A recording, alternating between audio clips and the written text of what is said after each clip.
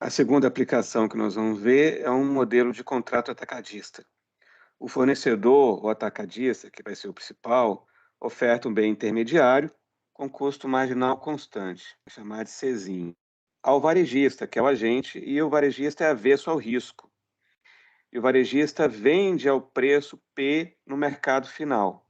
Então você tem o principal, que é o atacadista, ele produz um bem intermediário com custo marginal constante e o vende ao agente, que é o varejista. E esse varejista vende no mercado final do produto para o consumidor ao preço P. A demanda pelo produto do varejista, ela pode ser uma demanda alta ou uma demanda baixa, dependendo do preço. Vai ser uma demanda alta com probabilidade P de E e uma demanda baixa com probabilidade 1 menos P de E. O esforço vai ser exercido pelo varejista, que é o agente. Então, ele tem que fazer um esforço para que a demanda pelo produto seja alta, uma campanha publicitária, uma propaganda, etc. Evidentemente, a gente supõe que as demandas são positivas e o D barra embaixo é menor do que o D barra em cima, para todo P. Então, é uma diferença entre curvas de demanda, não é apenas o ponto. E o P1 é maior do que o P0, ou seja, P1 maior do que P índice zero. O fornecedor, que é o principal, quer que o varejista exerça esforço alto, quer desempenhar eficientemente serviços de pós-venda, como manutenção, etc., porque isso garante uma demanda mais alta. Pode ser também uma propaganda que garanta a demanda mais alta. O fornecedor, que é o principal, deve determinar o preço de venda do bem e transferir ao varejista uma participação nos lucros. O intermediário, ele coloca o produto na prateleira do supermercado e ele fala, olha, você tem que vender esse produto a um preço P. E é o intermediário, o atacadista, o principal, que vai determinar esse preço. Isso faz parte do problema. E, além disso, ele transfere uma participação nos lucros, caso tenha um bom resultado. O menu de contratos de atacado, portanto, vai ser o seguinte: pagamento no estado ruim, por um determinado preço, e um pagamento T barra em cima por um preço mais alto. Então, se a demanda observada for baixa, você tem isso aqui, e aqui você tem o caso da demanda alta. O preço no mercado final e a participação do varejista nos lucros. Esse T, a transferência, é a participação do varejista nos lucros. Aqui é o preço que vai estar na etiqueta do produto. O problema principal a gente, como moral hazard, é, portanto, dado pela seguinte maximização. O principal quer maximizar o seu lucro esperado, sujeito à restrição de incentivo e à restrição de participação. O agente é avesso ao risco, portanto, a gente considera a utilidade da participação nos lucros. Ele exerce o esforço psi. No lado esquerdo temos o payoff esperado quando ele exerce o esforço, no lado direito quando ele não exerce o esforço, e aqui a restrição de participação com o valor da opção externa igual a zero. A função lucro do principal é você tem um preço cobrado e o custo marginal, vezes a quantidade que será vendida aquele preço. Aqui temos então a receita, menos o custo, mas no que concerne à venda do produto. E tem uma outra parcela do custo, que é o pagamento que tem que ser feito ao principal. Similarmente, do lado de cá, quando você tem o estado ruim da natureza.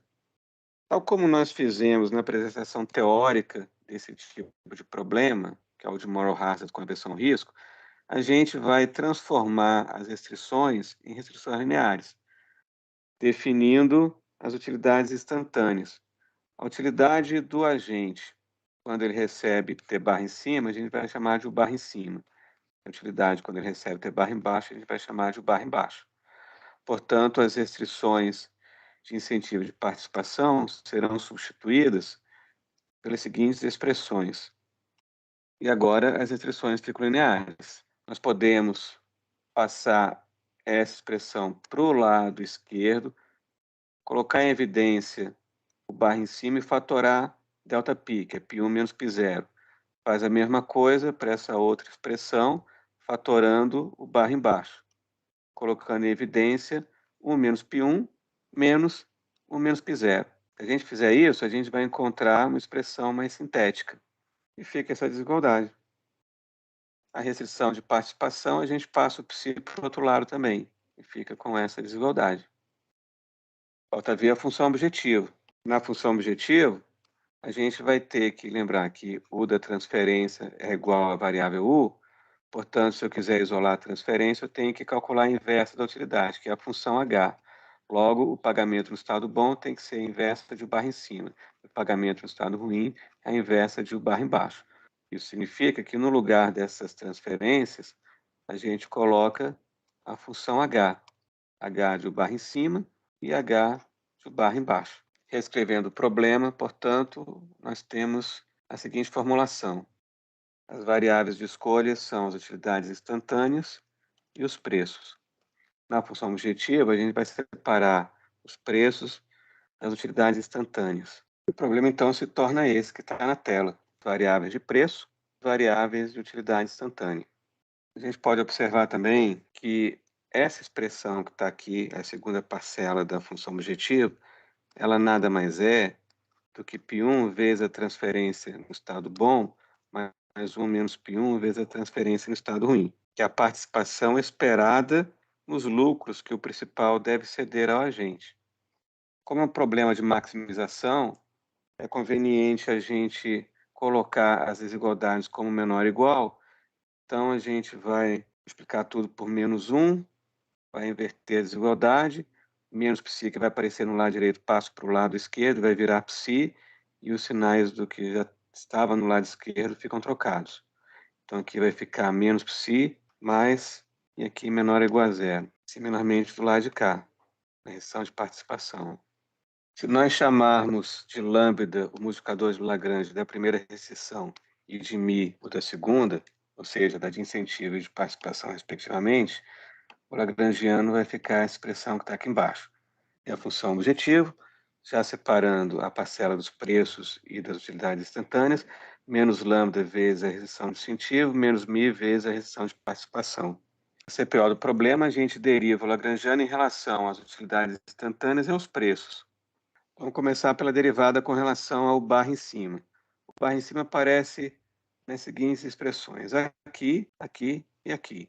Logo, a derivada vai dar menos π1 vezes a derivada de h em u barra, mais lambda delta π, mais μ π1. Aqui tem que ser igual a zero. Derivada de L com relação ao barra embaixo. O barra embaixo aparece aqui, aqui e aqui.